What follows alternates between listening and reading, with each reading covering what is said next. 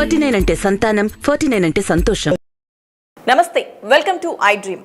తెలంగాణలో తాగుడు వ్యసనం కాదు, అనాదిగా అలవాటు పడిన ఓ సంప్రదాయమని ఇటీవల విడుదలైన ఓ తెలుగు సినిమాలోని డైలాగ్ ఇది. ఆ డైలాగ్ను ఇక్కడి మందుబాబులు స్ఫూర్తిగా తీసుకున్నట్లుంది. ఒక్క నెలలోనే రికార్డ్ స్థాయిలో బీర్లు తాగేశారంటే ఏ స్థాయిలో ఆ సినిమా డైలాగ్ను వంట పట్టించుకున్నారో అర్థమవుతోంది కదా.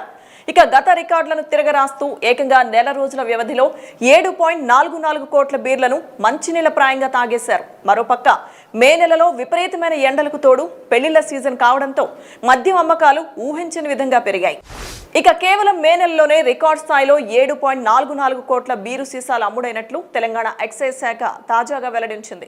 2019 మే నెలలో రికార్డ్ స్థాయిలో 7.2 కోట్ల బీర్లు అమ్ముడయ్యాయి. తాజాగా ఆ రికార్డును బద్దలు కొడుతూ తెలంగాణలోని మందుబాబులు 7.44 కోట్ల బీర్లు మంచినీళ్ల మాదిరి తాగేశారు.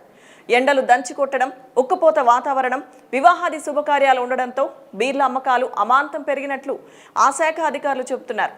అయితే కేవలం ఒక్క బీరు సీసాలే ఈ రేంజ్లో అమ్ముడుపోతే మొత్తం మద్యం అమ్మకాలు ఏ స్థాయిలో జరిగి ఉంటాయోనని విశ్లేషకులు లెక్కలు కడుతున్నారు. రాష్ట్ర వ్యాప్తంగా మొత్తం 2620 మద్యం దుకాణాలున్నాయి.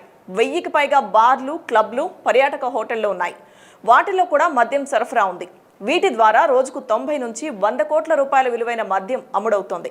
ఇక 2022-23 ఆర్థిక సంవత్సరంలో 35,145 కోట్ల విలువైన 3.52 కోట్ల లిక్కర్ కేసులు, అలాగే 4.79 కోట్ల బీర్ కేసులు అమ్మకాలు జరిగినట్లుగా ఎక్సైజ్ శాఖ లెక్కలు వెల్లడిస్తున్నాయి.